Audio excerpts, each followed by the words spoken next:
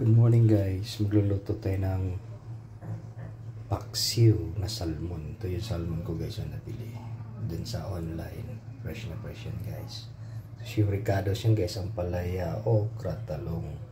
Tinambihan ko ng kamatis guys para may aroma. Siling anghang, sibuyas, bawang, saka luya, suka at saka yung paminta.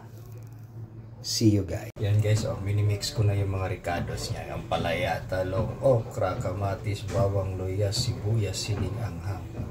Mix on the rack guys. See you guys. Fresh and tasty. Fresh and tasty yung niluto ko guys na paksiw. Paksiw na isda. Yan guys.